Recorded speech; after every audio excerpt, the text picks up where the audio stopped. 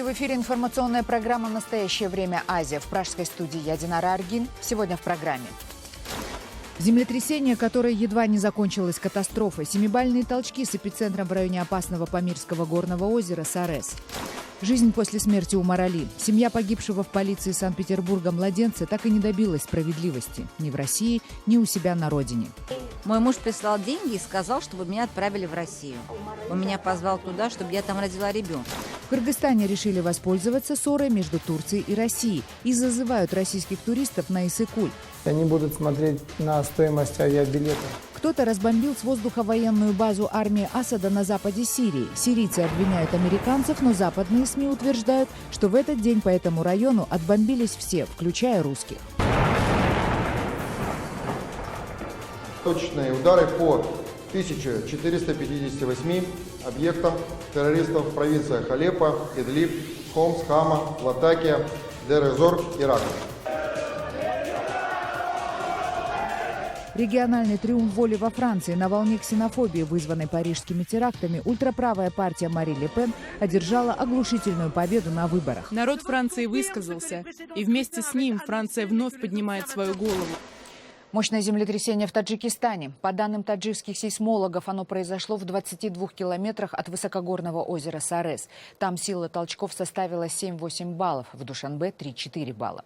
Толчки произошли днем, поэтому многим удалось спастись. Жители Душанбе, Худжанда, Куляба и Горно-Бадахшанской автономной области в социальных сетях сообщают, что землетрясение было сильным и продолжительным. Люди покидали здание.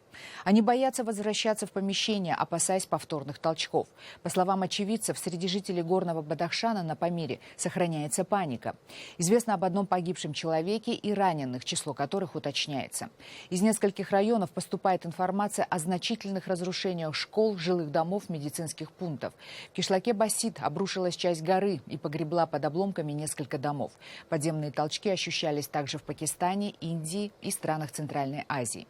Горное озеро Сарес, рядом с которым находился эпицентр землетрясения, ученые называют бомбой замедленного действия. Оно появилось в результате такого же 7-бального землетрясения в 1911 году, похоронив в своих водах 3 горных селения. В случае прорыва озера колоссальный сель может дойти до низовья Амударьи и будет затоплена часть территории Таджикистана, Узбекистана, Кыргызстана, Афганистана и Туркмении. При этом пострадают не менее 5 миллионов человек. У нас на связи наш корреспондент Анушервон Арипов. Анушервон, здравствуйте. Какова ситуация после землетрясения в районе озера Сарес? Здравствуйте, Динара. Да, по последним данным, обстановка вокруг Саресского озера не изменилась. Мощное землетрясение не повлияло на естественную плотину. По неподтвержденной информации, в долине Бартан, где расположен Сарес, произошел камнепад, а в Мургабском районе пострадали несколько жилых домов. Пока известно только об одном погибшем. Создана мониторинговая группа, в пострадавшие районы уже выехали сотрудники Комитета по чрезвычайным ситуациям страны. Они должны оценить обстановку и осмотреть эпицентр более подробно, а также они посчитают ущерб от стихийного бедствия. Сейсмологических. Магнитуда 7,2, это неглубокая, порядка 30 километров глубина. Это знакомый с Памира, там, в общем-то, в районе Сареза пыль, камнепады со склонов, пыль поднялась. Вот. По поводу разрушений и жертв пока никаких данных нет. По поводу плотины сейчас обследуем ЕСа, но видимых разрушений ничего нет. То есть как она была, так она и стоит, ничего нет. Интерес к Саресскому озеру обусловлен тем, что ученые называют его бомбой замедленного действия. По их прогнозам, в случае сильных землетрясений и прорыва плотины последует слив озера, что вызовет селевые потоки огромной силы и длительности, от которых могут пострадать до 6 миллионов человек в 4 странах – Таджикистане, Афганистане, Узбекистане и Туркмении. Будут разрушены целые города. Объемы воды в озере составляют более 16 кубических километров, а глубина в некоторых местах достигает до 500 метров. В 60-е годы прошлого века на берегу озера был обнаружен участок с опасностью оползня. О том, что с озером нужно что-то делать, говорят уже не первое десятилетие. Руководители среднеазиатских республик неоднократно обращались к мировому сообществу с просьбой о финансировании для выработки решения по Сарезу. Но до сих пор ничего, кроме создания сети оповещения, сделано не было. После землетрясения сотрудники геофизической службы и ученые внимательно наблюдают за автошоками в несколько баллов. Дело в том, что такие остаточные толчки могут достигать по силе первоначальной магнитуды, так что угроза сохраняется.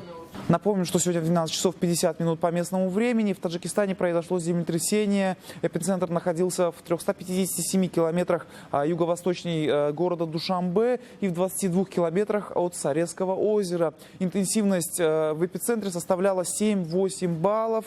Уже у самого озера это было около 5-6 баллов. А до Душанбе добралась волна интенсивностью в 4 балла.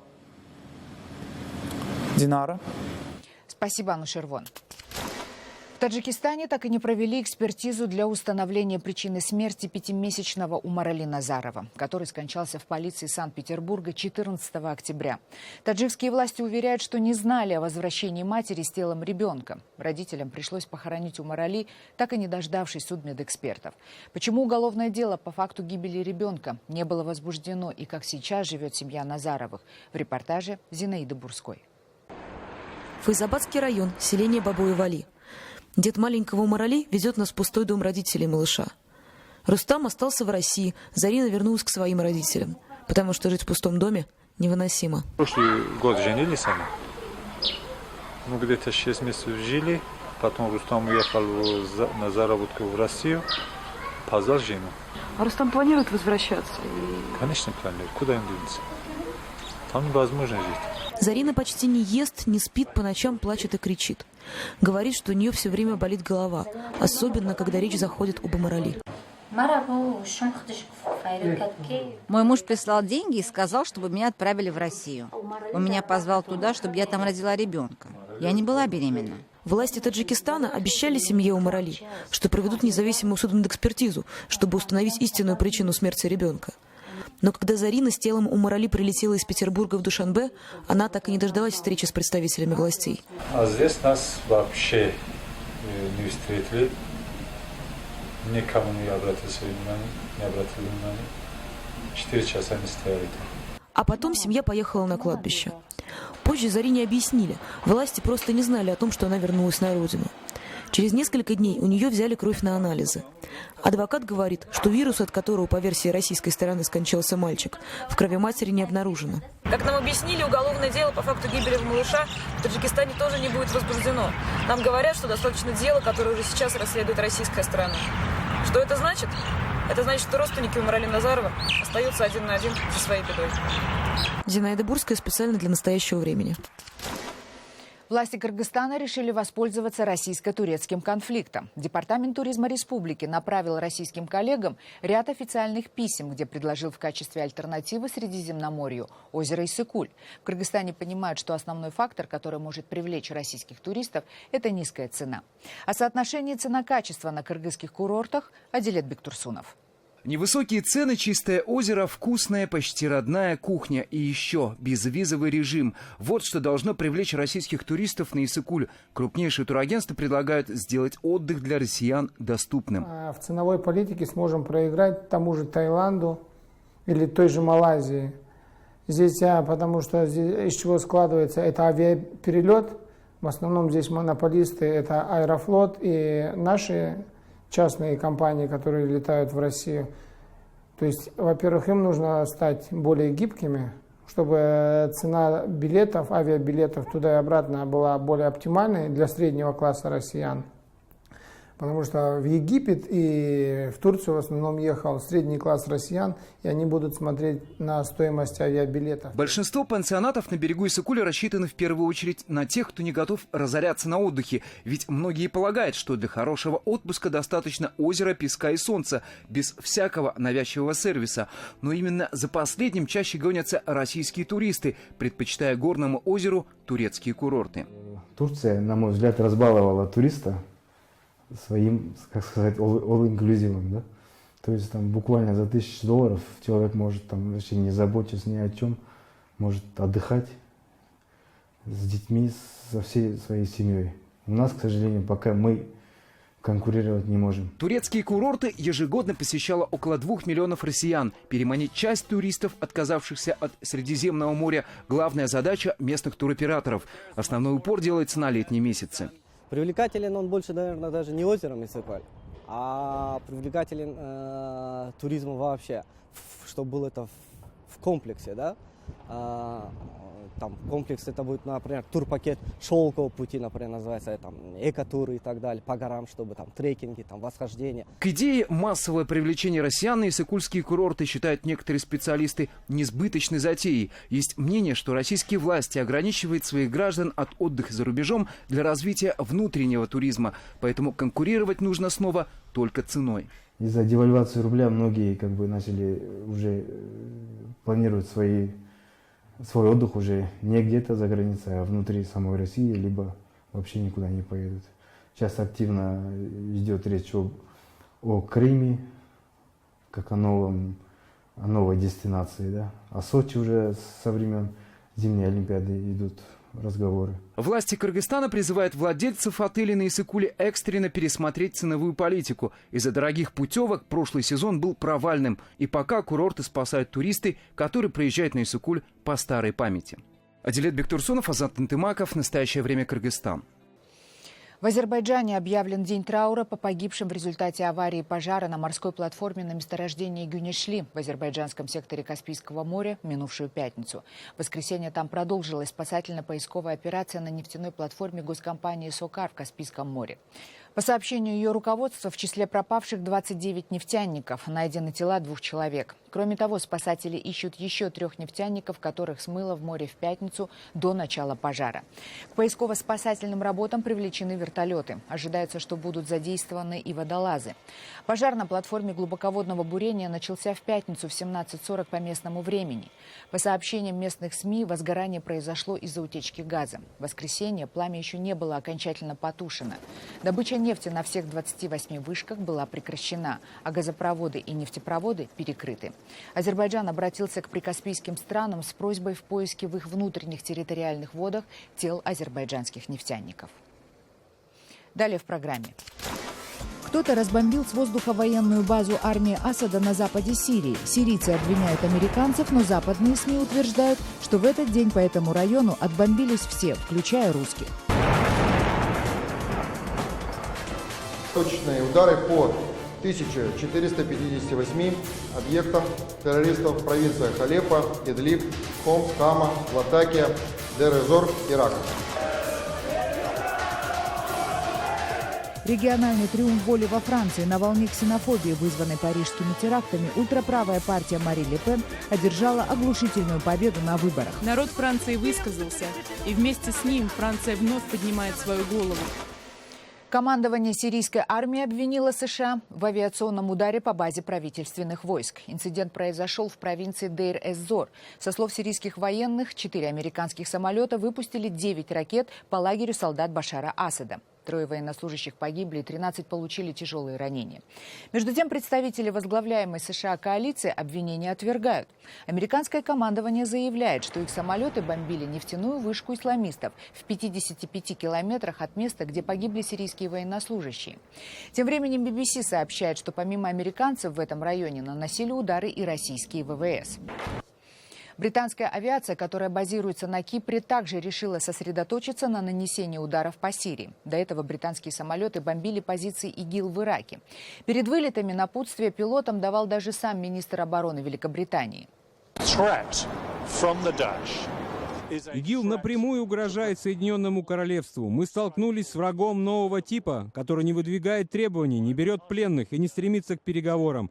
Мы ударим по ИГИЛ еще сильнее. Мы просим вас ударить по командным центрам террористов и по источникам их доходов. Майкл Феллон специально прибыл на Кипр, чтобы поднять боевой дух британских летчиков и в ходе короткой политинформации объяснить им смысл их миссии. Британское военное ведомство, так же, как и их российские, французские и американские коллеги, стало выкладывать в YouTube видео бомбежек, снятое с самолета британских ВВС. Однако с этих кадров по причине военной цензуры удаляется вся техническая информация и координаты цели. Поэтому сказать точно, куда именно наносят удары британские самолеты, невозможно.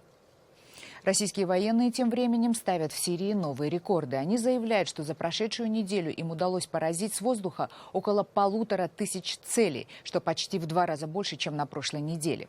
Качество видео, снятое россиянами во время бомбежек, с каждым разом становится все лучше и лучше. И, как видно на этих кадрах, российские ВВС используют для съемок авиаударов специальные беспилотники, на которых установлены самые современные камеры.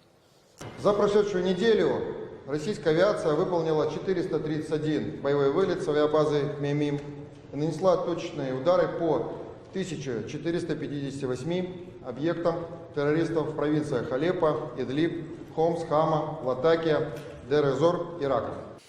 В Алеппо, вокруг которого сейчас разворачивается основное сражение между войсками Асада и различными группировками сирийских повстанцев, идут тяжелые уличные бои. Рейтер опубликовал новое видео из этого района Сирии. Как вы видите, воюющие стороны с рутинной методичностью уничтожают друг друга в жилых кварталах города, которые уже превратились в груды развалин.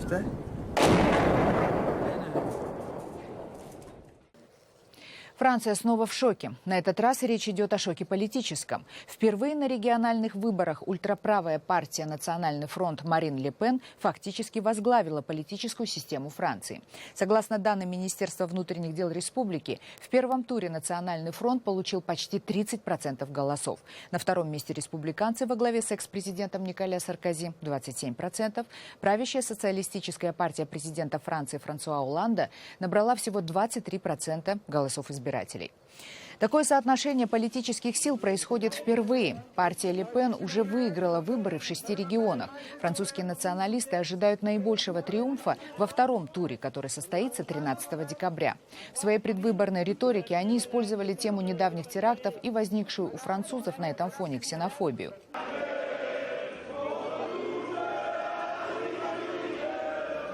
Вы видите ликование сторонников Ле Пен в тот момент, когда стало понятно, что французские ультраправые одержали оглушительную победу. Одной из первых мер, которую предлагает Мари Ле Пен, это немедленное закрытие французских границ для нефранцузов.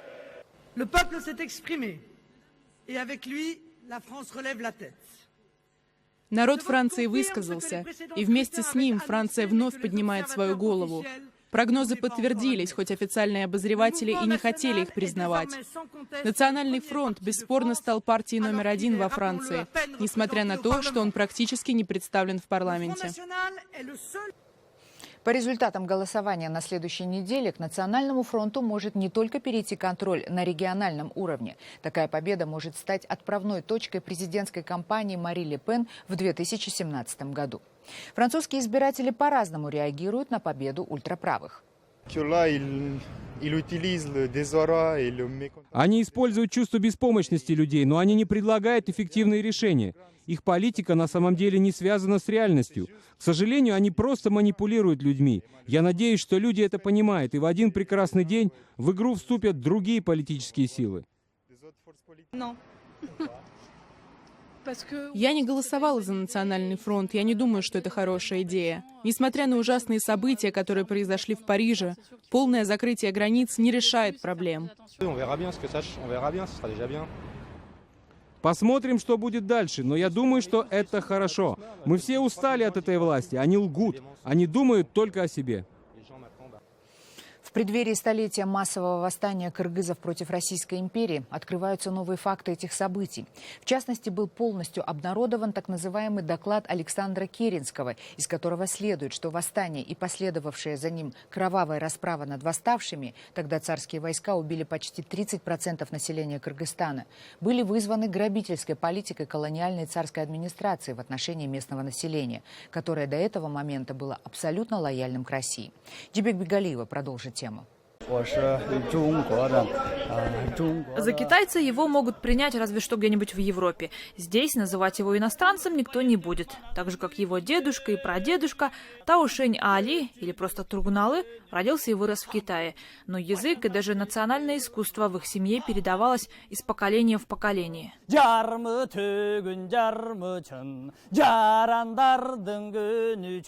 На сегодняшнем концерте в филармонии Тургуналы представляет этнических кыргызов кыргызов из Китая. По разным данным, их в соседней стране около 170 тысяч. Часть из них бежали туда во время трагических событий 1916 года. Прошло 18,5 лет. Через полгода нам надо отмечать столетие событий 1916 года. Ну, а такое впечатление, что наших историков это абсолютно не интересует. Совершенно случайно, просто зайдя в Московскую библиотеку имени Ленина, Марат Суинбаев нашел то, что много лет искали историки. Доклад Александра Керенского, который депутат Государственной Думы России, сделал сразу после восстания 1916 года. В том выступлении царский чиновник раскритиковал политику Российской империи в отношении жителей Средней Азии, а также привел множество фактов уничтожения местного населения. Этот вопрос, конечно, потом политизировался и идеологизировался. Александра Керенского считали. Ну, он же потом стал главой Временного правительства после, значит, падения царского режима. И в советское время, и позже в России доклад все же публиковался. В Кыргызстане он вышел в свет впервые. За оригиналом документа в Россию теперь собирается ехать доктор исторических наук Ташмамбет Кинесариев. Ничего сенсационного в том докладе нет, говорит профессор. Главное теперь вопрос не политизировать. Если там будет идти речь, что вот русский народ против кыргызов, против кыргызского народа, тогда, конечно, был бы рядом. Но мы же об этом не говорим. Мы просто обличаем царскую политику. Впрочем, нет-нет, но иногда в Кыргызстане все же звучат призывы потребовать от России выплаты репараций. Однако обращать внимание на таких активистов историки и политологи не советуют. И власти Кыргызстана, и ученые Кыргызстана, они же отчетливо говорят, что теперешняя Россия, Российская Федерация, это федеративная демократическая республика. А речь-то идет о царской, монархической России до февраля 1917 года. Значит, это совершенно другие государства. Примерно так же звучит и официальная позиция властей. В следующем году в республике отметят 100-летнюю годовщину восстания 1916 года. Кто представит на мероприятиях главного стратегического партнера республики. И как вообще Кремль отреагирует на события, интересно не только экспертам. Тюбек Бегалиев, Азат Интымаков. Настоящее время. Бишкек, Кыргызстан. Папа Римский Франциск во время проповеди в Ватикане заявил, что грядущее Рождество будет фарсом и бессмысленной суетой, поскольку весь мир находится в состоянии войны, пишет газета «Индепендент». Тем временем во всей Европе и Америке христиане готовятся к празднованию Рождества, как обычно, не особо обращая внимание на призывы Папы Римского. В американском штате Мэн 150 активистов в костюмах Санта-Клаусов приняли участие в заезде на горных лыжах и сноубордах. Подробности в репортаже «Рейтер». Не каждый день увидишь 150 Санта-Клаусов разом. А уж 150 Санта-Клаусов, рассекающих на горном курорте на лыжах и сноубордах, и вовсе редкое зрелище. Активисты собрались на склонах Сандей-Ривер в штате Мэн на северо-востоке США в воскресенье в рамках благотворительной акции. Каждый Санта в полном обмундировании получил билет на подъемник в обмен на пожертвования. Энтузиасты в красных колпаках в итоге собрали для местной неправительственной организации, которая помогает малообеспеченным жителям города Ньюри, более $3000. И к тому же неплохо провели время в компании любителей брейк-данса на снегу и огромного белого медведя. Это были все новости, о которых мы хотели вам рассказать. Читайте нас в социальных сетях и смотрите на сайте KarenTime.tv. Мы встретимся с вами завтра в это же время. Всего доброго.